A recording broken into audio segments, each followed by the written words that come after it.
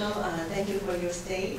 And also thank you, Dr. Lin, to give me such kind of tough mission to give us summation here for this symposium, and also give some future prospect about the antivirus prevention and control. But actually, I believe I only want to trigger some questions for discussion.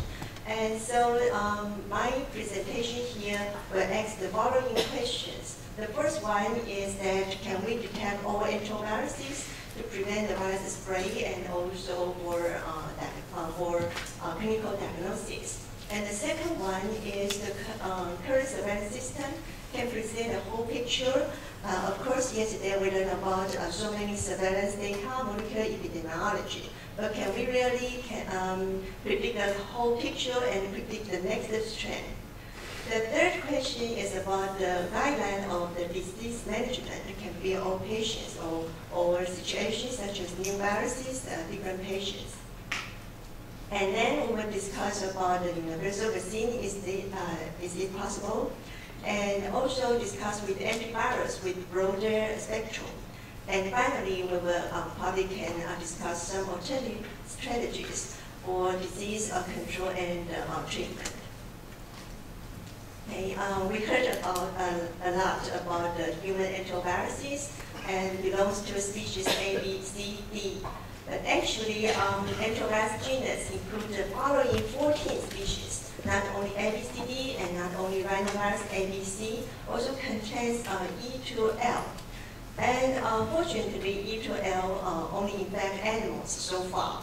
But as a biology study or biology point of view, some of the animal enteroviruses share the same receptors with human enteroviruses. So, so far, I believe it's hard to say the animal enterovirus cannot jump species barrier to infect humans. So, can we detect all the enteroviruses, and even though the real enteroviruses from animals?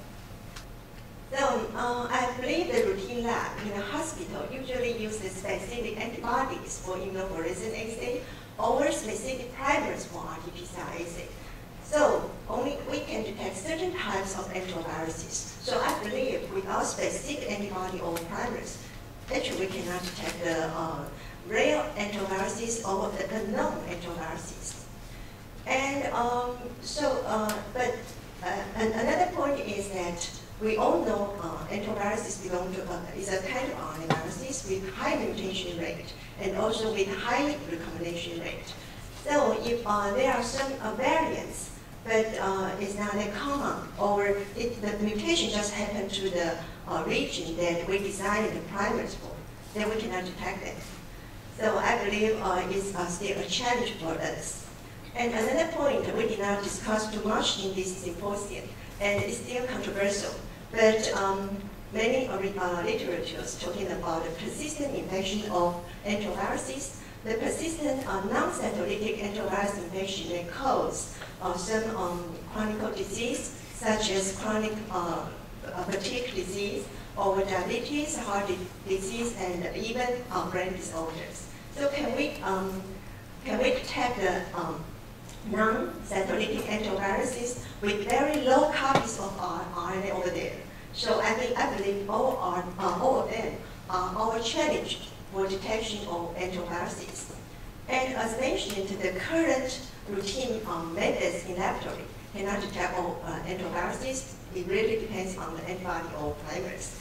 So I believe the high throughput sequencing system is very important for detect the unknown enteroviruses or the uncommon enteroviruses. But HTS has not been widely implemented because it's very expensive, and also the operation is more complicated.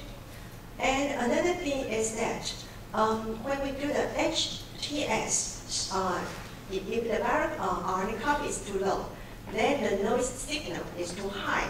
So we cannot really understand which is the real pathogen or not. And currently, there are several viral enrichment methods have been implemented. But the way, in general, we use is to deplete the host nucleic acid will replace digestion or deplete the very abundant ribosome RNA. And I believe those both strategies are kind of passive. But so we should have some way to enhance the sensitivity, to use the positive way to select enterovirus RNA from the specimen.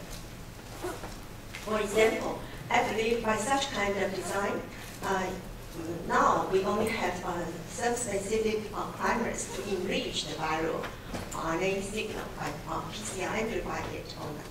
And I believe we should design more probes for the target region, a different region of enteroviruses, and some of the target region may be common among all the enteroviruses. So by such way, to amplify the enteroviruses, to enrich them, to kind of positively select the RNA, the viral RNA for detection is a way to enrich the viral sequence, and then we can detect more enteroviruses. Okay, this is about the first part, that we detect all enteroviruses, and I believe probably you have more of those can share later on. And the second question we are going to ask is, the current system, surveillance system is good enough? As mentioned by our CDC officer, Dr. Low yesterday, after the 1918 outbreak, the 20 years ago, the big outbreak, we established the surveillance system. And we also have I believe, it's kind of very strong laboratory surveillance system. Since this is a small island, we have 12 laboratories combined together to do the enterovirus selection. But of course, we do the traditional method, risk isolation, immunofluorescent assay, and RT-PCR. And so we got the data. You saw the data several times yesterday. We know the enterovirus circulated in Taiwan, and with different strains, especially for the 1998, most of them are not EB71 until 2012. And EB71 actually is not a major circulating strain. But I think the surveillance system is kind of very good is that we look at the severe cases, and then EB71 pops out from all the circulating enteroviruses. So I think it's quite clear. EB71 is a more virulent strain among all enteroviruses. And 2017, we got EBD68, so just after Japan. Sometimes I feel we got some strain from Japan, because such as influenza virus, Japan has some circulation that spread to Japan, not always from mainland China. Okay. And this year, as mentioned, is ECHO 11. And I think it's quite important to understand the emergence of the current circulating strain. For example, this is EB71. So with the funding by Human Frontier Science Program, recently we conduct the recombination analysis, and we figure out the current strain actually is the recombinant strain from Coxsackie A16. This was had similar finding by Dr. Wang before. But my point is, when I do the analysis, I figure out in the database for the full genome sequence, most of them are EB81. The second one is Coxsackie A16. So probably this is the reason we figure out Coxsackie A16 had recombination with EB71. My point is, if the database increase and more sequences can share together, probably we will figure out it is Coxsackie A8 or 6 or others. So it's a potential bias because we don't have very complete sequence database for enterovirus surveillance. So at the time we figure out the current strain is because Coxsackie B, EB81 genotype B recombinant with Coxsackie A16, and then recombinant with genotype C. Then the C4, the most dominant strain right now, have the P3 region with Coxsackie E3, and which contains Coxsackie A16 sequence. So it's kind of very complicated, but kind of can give us some information. For example, people speculate EB81, the virulence has been changed, become milder. So is that because the P3 region has been replaced by other enteroviruses? Probably the answer is yes. And we also did the analysis for intertypical recombination become EB871 and other co-circulated enteroviruses. And we did find Coxsackie A12 and Coxsackie A6. According to serotyping, they are still Coxsackie A12 or Coxsackie A6. But its P3 region actually is EB871. So is that possible that the recombination also changed the virulence for Coxsackie A12 and A6? We all know the Coxsackie A6, the clinical manifestation has been changed. The very severe blisters has been formed. We don't know whether such kind of recombination contributes to the change of clinical manifestation. So I believe the real time to understand the recombination of newly emerged enterovirus is very important. But my experience is that because I also do influenza virus research, in comparison with influenza virus sequence database and enterovirus database, I think it's kind of enterovirus is behind, far away from influenza viruses. And we learned yesterday we got a consortium for Asian Pacific Network, and which is very good. But I believe definitely in the near future we can expect more, and we can form such kind of a website, such as the next trend for many pathogens. But in this website we don't have enteroviruses yet. So it is very friendly website. You can predict the newly you can analyze the newly emerged strain and close to which kind of genotypes or serotypes. And also have influenza have a GSAT database, global initiative on sharing all influenza data. So they can real-time share all of the sequences together and to figure out what's the next trend for influenza virus outbreak. So I believe if we can contribute more and more enterovirus complete sequences, and we also can apply machine learning on enterovirus disease control and prevention. Okay, now I'd like to move to the third question. It's about the guideline of disease management with all situations.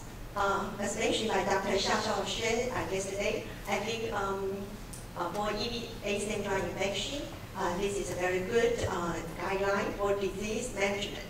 So at a different stage, different kind of treatment. And from Dr. Zhang Huaying's analysis, the stage-based management really improve the outcome of patients from EB871 infection. So I believe this is very good. But the thing is, for enterovirus infection, the disease is so diverse. We can see here for meningitis, many kind of enteroviruses. And if you can see EB871 here, not only hand-foot-and-mouth disease, but also some meningitis. So one disease can cause by different enteroviruses, and one enterovirus can cause different clinical manifestations. So can we have better guidelines for other enterovirus infection? I think probably we should work on that. And but the thing is, some kind of guideline is only based on the disease progression is clear to doctors. But as I mentioned, enterovirus changed a lot. It mutated, it had recombination with other enteroviruses. So we really cannot really understand the disease progression. And another thing is the guideline usually based on experience. And we know some young doctors don't have such kind of experience. So definitely we should have a better guideline for them. But the new virus, the new disease, we should learn again and again over the time. So I believe for this part, we should have some room to be improved.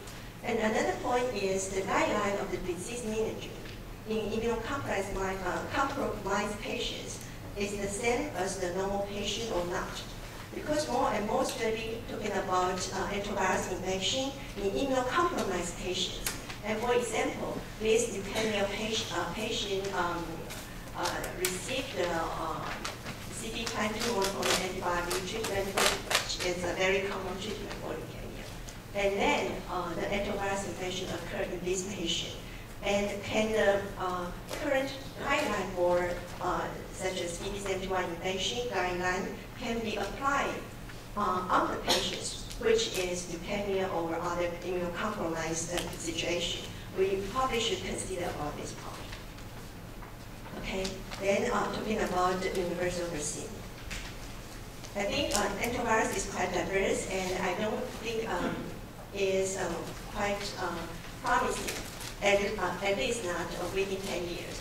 We can have a universal vaccine against all of antiviruses, but I think against specific antivirus is kind of very doable. For example, as mentioned yesterday, EVA-71 vaccines, now we have 5 companies working on that. 3 from mainland China and licensed in 2015, 16, and 17 individually. And we have 2 companies presented yesterday in phase 2, successfully finished phase 2 clinical trial. And Singapore have 1 company is developing EVA-71 vaccine in finished phase 1. So I think the story of human can nearly eradicate poliovirus gives us belief that prevention and control of EVA-71 will be achieved in the near future. I think there is no doubt. But we should, although we know the vaccine is an activated virus particle and efficiently exhibit strong immune response, but the quality control is very critical and should be monitored carefully and to ensure that people have the trust to get vaccinated. And another thing is, unlike poliovirus, I don't think EVA-71 vaccination rate was as high as poliovirus. So other strategies, such as antivirals or others, should be developed. And for universal vaccine, I don't think it's so hard. But for mentioned by Dr. Zhou yesterday, it's not a universal vaccine. It's only against EVA-71 and the unknown mechanism for Coxsackie SSD. But I think more practically, for inactivated vaccine in the near future is more, I think, can be worked. And but we can broaden the vaccine coverage. We can add inactivated vaccine not only for EVA-71 but also for the current circulating strain such as Coxsackie A16, A10, and A6, and combine them together become multivalent vaccine. I think this is the next step for vaccine development. Okay, now we move to antiviral. And as mentioned by Dr. Hong yesterday, there are some inhibitors against EVA-71, but most of them are in vitro study. But actually, some of them are quite potent, and we really hope that can be applied in a clinical use, especially for some inhibitors not against the capsid binding protein, because this one is very easy to get mutated.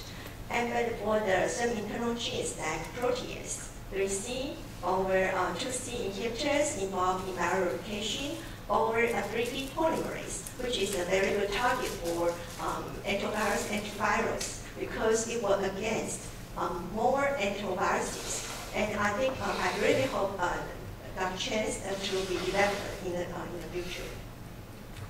And another strategy is to target to host cells. And people want to think about probably target to host cells can trigger some side effect. But actually, some host factors only induced by virus infection. So such kind of host factors will be very wonderful targets for antivirus purpose, because only virus infection, the host factor will be triggered, will be expressed. Then we target to that one, then inhibit virus. Such kind of concept. So I believe in the future, probably we can identify the host factors that can be used as target against more antiviruses, such as here we can see more antiviruses can be targeted by these vectors.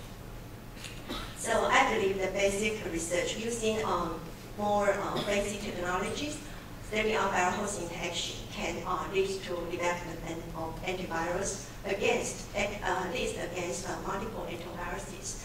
For example, in the past few years, we worked very hard on viral host interaction study, and we found a mechanism, some nuclear protein come up to cytosol to help virus replication.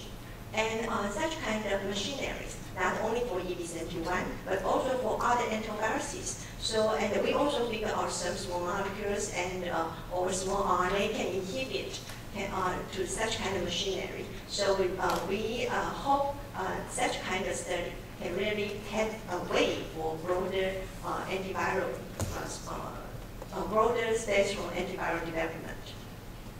Finally, I would spend a little time to talk about alternative strategy for prevention and treatment. And everybody talking about microbiota, but probably it really can work because recently we performed a very interesting study. We applied the HIP-killed probiotics and pre-treat the mice for several days. Then we changed the mice with EB871. And as you can see, the result in figure B, this is a disease score for EB871 change. And if we pre-treat the mice with the probiotics, we can reduce the disease score. And we also can see the mice can grow very well, like the control without any change with virus. And we also further know that these probiotics trigger can cause the EB871 disease severity reduced because the MCP1, this molecule, was reduced by the probiotics. And our conclusion is that pre-treatment of HIP-killed probiotics modulate the MCP1 receptor monocyte chemoattractant protein 1 and then reduce the pathogenicity of viral infection. So I believe with more understanding about gut microbiota, this is a new field, and if we can figure out a suitable probiotics for maintaining the robust gut immunity, probably can prevent enterovirus infection since enterovirus entry the host by enteric tract. And so such kind of organ-to-organ talk to prevent enterovirus-induced brain disease or heart disease probably is a promising alternative way in the future. So for the summary, I think it is only my opinion. So for the future prospects, probably will come up from your mind and more, I think, more reasonable or more promising. But I'd like to give a summary of my presentation here. I believe the methods for positive selection of our sequence should be developed. And a more comprehensive website should be implemented for real-time surveillance and share all the data together and can understand the newly emerged enteroviruses. And the guideline for disease management for other enteroviruses should be established, not only for EB871. And for vaccine development, I believe the multivalent vaccine using inactivated virus particle probably is the next step for vaccine development. And for antivirals, I believe we still need to encourage the basic research to give us more idea about some precious information for long-term development of antivirus. And other strategies like to balance the gut immunity, use probiotics probably is another way for prevention or treatment for the enterovirus infection. I will stop here. Hope you can also can give some comments about the future prospects of enterovirus infection. Thank you.